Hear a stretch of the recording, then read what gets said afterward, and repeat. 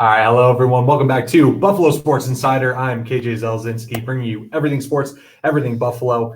And I'm joined once again by Deshawn, Francois, Justin Siejak, and Colton Pankewicz, who is mobile today. Nice to see you, boss man. And remember to like, follow, and subscribe to our social media. And you can find that all on our website at buffalosportsinsider.com. And since it is the beginning of a new semester, we'd like to introduce the newest insiders of Buffalo Sports Insider. Let's take a second for you guys to introduce yourselves. How are we doing today? How are we feeling? We're feeling good.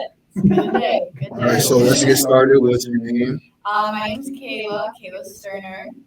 What kind of stuff are we looking to cover while you're at EXEC? Definitely football. Love it. Definitely the Bills and the Bulls. Anything else? All right, where are you? My name is Richie Miller. I'm a communications student here. We'll definitely be covering the Bills. I look to cover local athletes from the area, perhaps even tapping into Syracuse basketball, UB. Absolutely. All the way over on the right.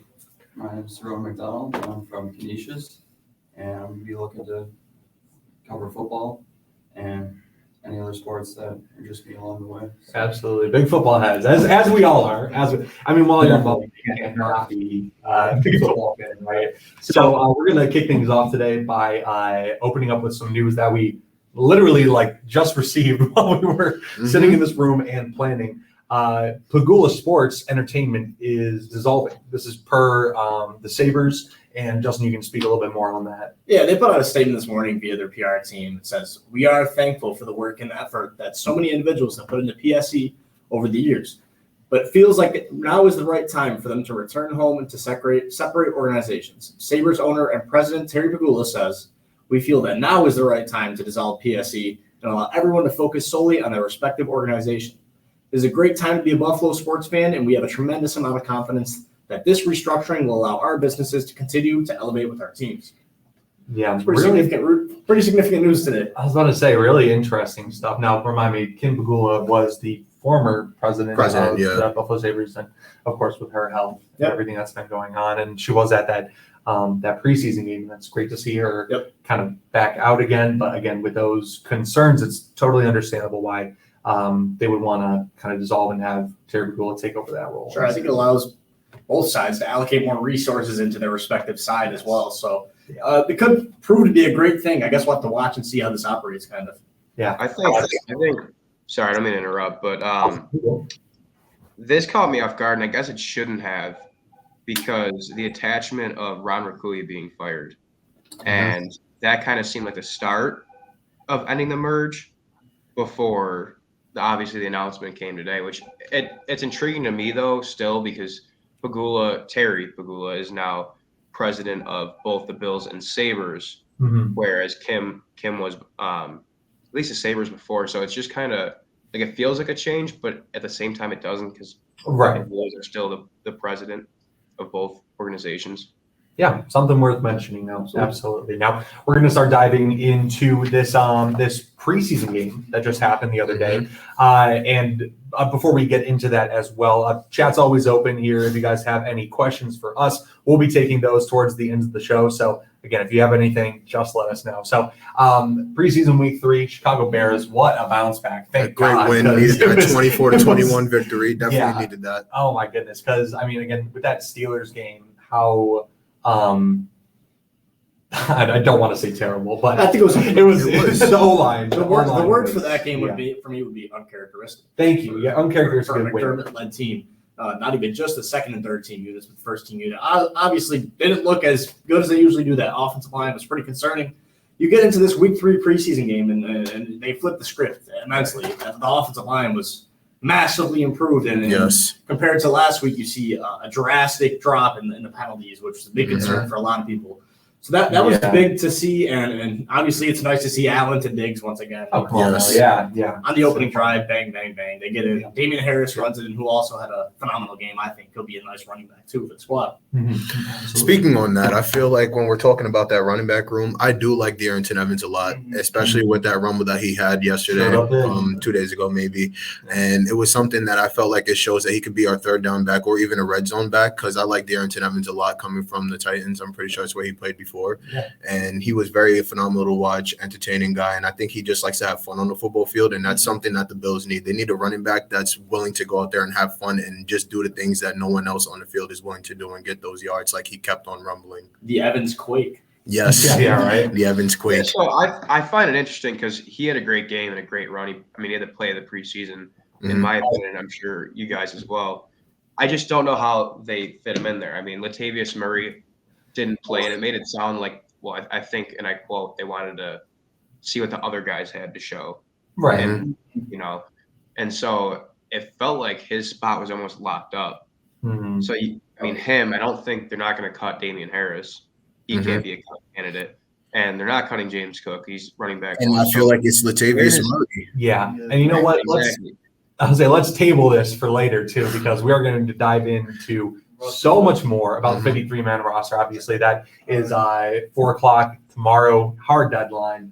Bunch of trades that we may be expecting, but let's put that out of the way for now. Okay. I kind of want to go and move into before we do. Okay, let's go ahead. I wanted to chime in and say, on the other end of the field, another player that I feel like tried to really prove his roster spot was Jamarcus Ingram.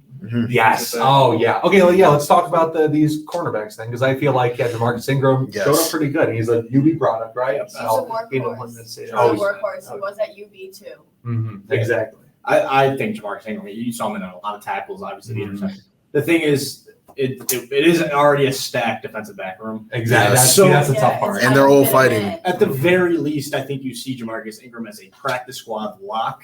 Okay. If he desires that position, if he Yes. doesn't get another offer anywhere else. But you can obviously the talent there, but you got so many bodies. Dane Jackson, Kyrie Elam, who we don't know what will happen with him, but obviously he has a certified spot.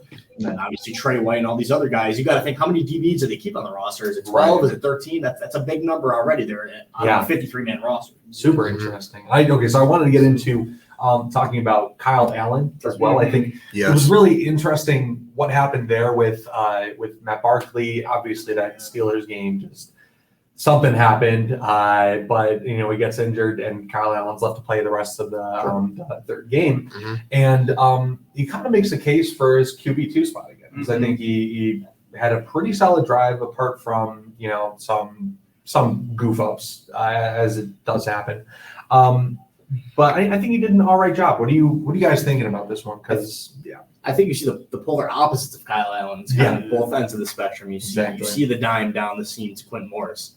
Absolute beautiful throw. Exactly. A great hands catch by Quentin Morris. However, that first couple drives he steps on, he underthrows Gabe Davis, and the rookie Tyreek Stevenson comes down with the interception. So it's just inconsistency, and that's where it leads me to believe personally that the Bills will be in the market to acquire another quarterback at the deadline. Not at the deadline, but after the cuts, filter through. Because Matt Barkley is currently going through that elbow injury, so he's kind of losing some important time here. So that'll be interesting to watch how this situation develops. And with the news of the Bills shopping a backup quarterback, I'm sure we all saw. Let's talk about that a little bit, because Trey Lance going to the Cowboys, and the news comes out that the Cowboys outbid the Bills for him. So, and I believe it was only a 7th round pick that they took, right? Fourth. Oh, I thought it was 7th. My apologies. But when we are talking about this 53-man roster now, the Bills might be in the market for something like a QB2 spot, just because neither of these QBs, and again, knock on wood, God forbid anything happened to Josh. I mean,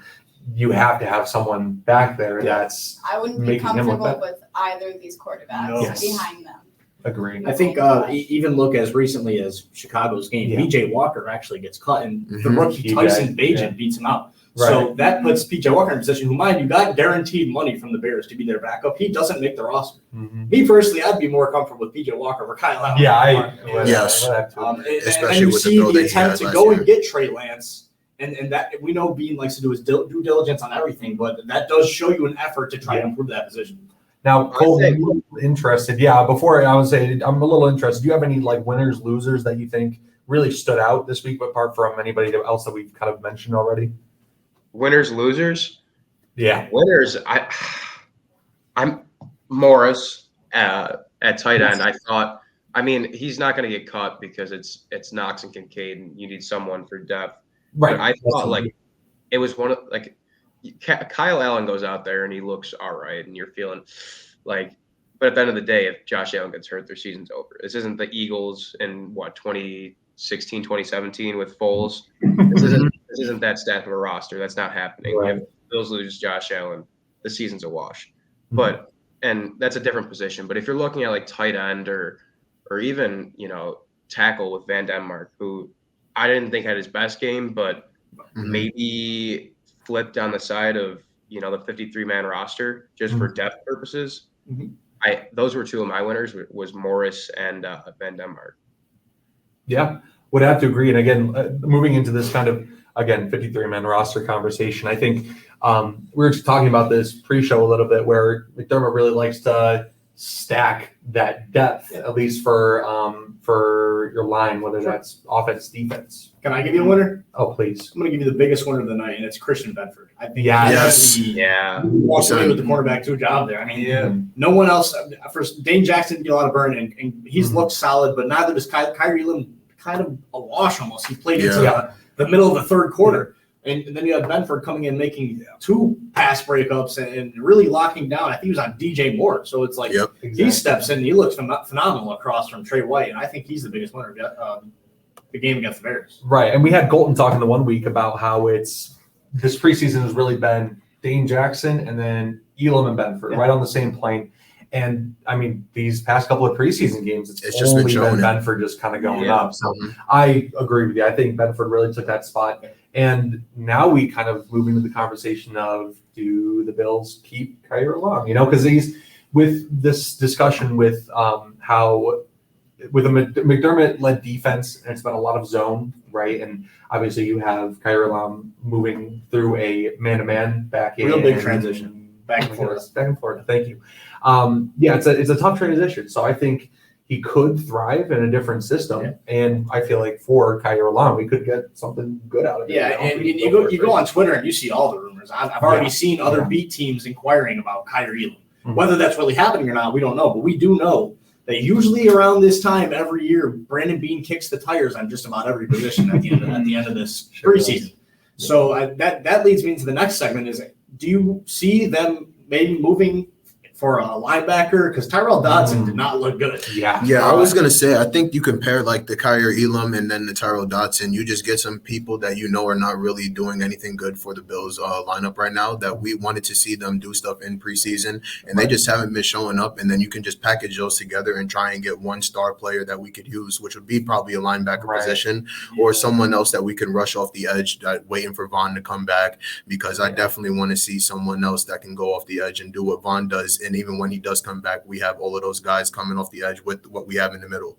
Yeah. See, I want to talk about the middle linebacker position and my theory with what they're trying to do. And I think they're waiting for Bernard to be 100%. I think it's like I'm looking at it and I'm like, oh, they're not trading for anyone. They haven't really inquired recently about a position that they are very much in need of. Dotson has looked lackluster. Like, it's one of those players doesn't seem to have a very high ceiling. And not even a very high floor. So I'm looking at it, and it's almost like, for me, I mean, he's playing considerably deep into the game for a guy who might start week 1.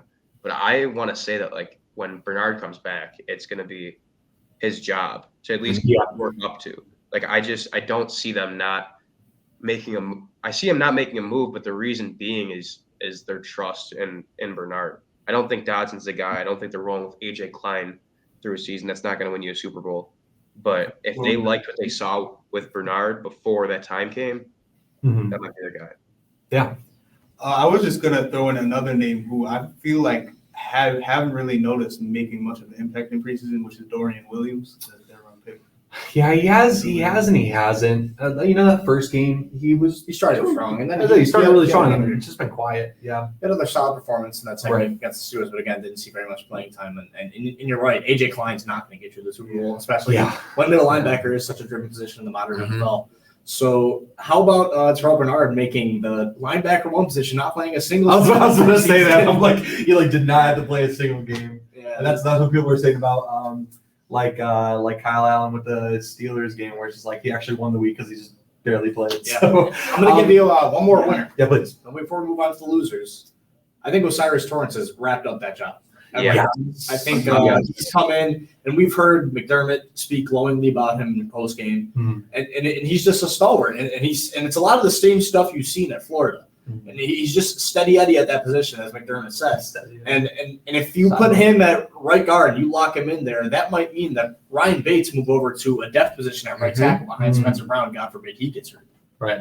No, that's a really interesting. And before we go on, by the way, just remember that we are taking comments and questions at the end of the show. So don't forget to send them over to us. We'll be doing that later. But there's really interesting conversation. I think with that O-line and looking for the 53-man roster has been so riddled with injuries. And, God bless Tommy Doyle, who had went down Steelers game with Or his other ACL. And we were talking about that. I mean, I just can't imagine what Doyle was going through after going through the whole process with his first ACL tear and then having to go through that same process again. Well, to speak on it as an athlete myself, I played here at Buffalo State and I tore my right meniscus and my left MCL, so I know exactly the pain that person is going through when you're just sitting there and you don't know what to do about any of your health that you're going on in your body, because this is not something that you can just wake up and say, all right, I feel great. Because right after that first hit and you put on those pads, you will never feel 100% ever again. So I know Tommy Doyle is probably so heartbroken that he can't play again with us this season. And I just hope the best for him. Exactly. I mean, like I said, you just have just a lot of other points. I mean, I think Mitch Morse was out for a while, right? Wasn't he? Yeah, last year, yep. Yeah, out for a little bit. And I think, again, that's another position the Bills are going to have to start thinking about, is that center position. Yeah. This is a guy that's had 6 concussions over his career. Yeah, exactly. We'll get to the center position in a second. We do have a question that we're going to go to real quick from Tammy X. Predictions on the Bills record by the end of the season. Now, I'm glad we're doing this. We're actually going to get more into this next week, while we do have a little bit of dead air in between this and the Jets game.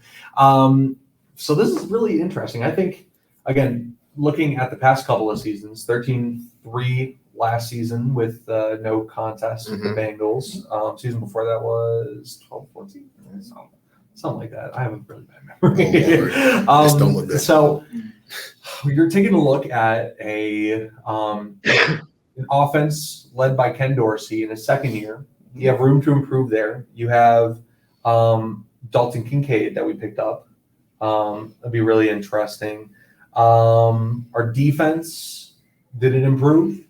Do you think it's led by McDermott now? Do you think our defense improved? It depends what position you're looking at. I would comment. Actually, the last game, John Butler called it. He was their DB coach. Okay. And then McDermott also plans on him to call it for the Jets game too. So I think there's a lot of potential with that. Okay. Yeah, so really interesting. I think there's a lot of, because you're not just focusing on the Bills, right? You have to think about the other teams. You have to think about the other teams and the fact that we play a stacked division where Jets got a lot better. I'm saying, again, with a lot of top 10 write-offs being Bills, Jets, Dolphins, like in the top 10. And like, we're just playing in such a tough division. Jets getting better, Dolphins are the Dolphins. I mean, they had Tyreek and I think the Dolphins are a good team, but I think the Jets finished second. Exactly. If I were to give a guess, I don't think it's going to be a massive shift. I don't think either. I think you'll see them finish around that 12-13 win mark. Exactly. And I guess if they do get on a roll in the middle of the season or the end of the season, maybe they do take that leap to 14 wins. Because I got this message is like 12-5 for me is 12-5 is a comfortable mark. I don't think there's much improvement. I mean, I think, we're talking middle linebacker position. I think cornerback too looks a lot better than it did last year. I mean, it's the same group of guys, but a little bit more security there, confidence. So I guess wherever you're looking, there's going to be changes, but 12-5 is. There you go. I think that's. I agree. 12-5 as well. But when it's looking like at the 12-5, I'm not really sure where they're getting those losses from, because the only team I was really thinking is, like you guys said, the Jets. And then the Chiefs has always been something. The Bengals are always competition. But the Eagles, Chargers, would that be the 5? We'll get more into this next week, but for me, I just see them dropping at least one to the Dolphins, one to the Jets. They struggled against the Bengals. They had nothing to stop them this year. Yeah, And- I agree. Let's we can again more of this conversation will be happening next week, so definitely tune in by then. We're going to take one more question that we do have in the chat from Thomas Bailey. What game do you think is the hardest for the Bills this season? Which we will also be talking about next week. But glad to start with it now. Justin, what do you think? Let me go week 1 Yes, against the Jets. I mean, and that's what everybody's been hitting. You head to MetLife on 9/11, which will be an emotional night for them as well. Breece Hall looking like he's going to be active. Yes. Garrett Wilson looks phenomenal in preseason. Him and Aaron Rodgers, a Hall of Famer, goes to the Jets. That's a difficult circumstance. And that's just the offense. And that's just the offense. The Oh, defense might be even better with Sauce Gardner, Quinn Williams, and all those other guys. It's a tough battle. And the thing is about the Bills is there's still a couple question marks across this team. It's going to take a little bit for the team to get acclimated here. It might get a little difficult in New York. Yeah. Can I get your thoughts? Do you agree? So I think it's definitely the Jets, but not week 1. I think it's going to be week 11 against the Jets because not only is it going to be the Jets that they play right before that, they have the Broncos. So they're going to be done with Pat Surtain. Yeah. And who knows if their offense is going to be better than what they had last season because they only lost a few games, not even few. They lost majority of their games within one score. So let the Broncos team get better, and that could be a different, that could be a different scenario that they had last season had they just scored 1 or 2 touchdowns, maybe gotten that field goal. So that's definitely going to be their hardest game, in my opinion, because of the teams that they played before that, leading up to their second meeting with the Jets. I think that's going to be their hardest game. Yeah. See, for me, it's right around that mark, but it's actually week 12 against the Eagles. And there's more than just, I know the Eagles probably have the best roster in the NFL. I think they do. It's not really that close. Maybe the 49ers. But they play the Eagles week 12, which is right before their week 13 bye, which is considerably late. And in general, before your bye, I mean, teams, tend to not slack off, but lose that focus. And that's coming off of a month in November that they play the Bengals, like Deshawn said, the Broncos, and then the Jets. I think that's a lot of fatigue going to Philly, which is, Buffalo's known for their fans. So is Philly in a very dark manner, like it just in terms of mean and, nobody wants to go to Philly. So I think with all the factors, that to me is a game that I could see them dropping.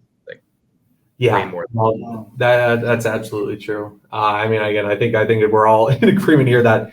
Do you guys have anything that you want to chime in on your hardest game? Cincinnati. Cincinnati. They struggle so much against the Bengals, and I don't know why Joe Burrow's just able to just tear our defense apart. Yeah. And they haven't figured out an answer, and it doesn't help that. I feel like our defense, in my opinion, has gotten worse. Our secondary is a little bit stronger, so that might help. But when you're talking about up the middle, that loss is exactly loss of Julian Edelman is going to hurt.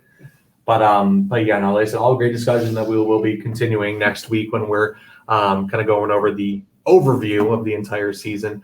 I do want to close this out though by kind of just asking, like, for this 53-man roster tomorrow, 4 o'clock, hard deadline, are we shopping for veterans? Like, are we looking around for anybody that we can add? Especially, again, we're talking that QB2 position is kind of something we're thinking about, or is there anything else that we can go over?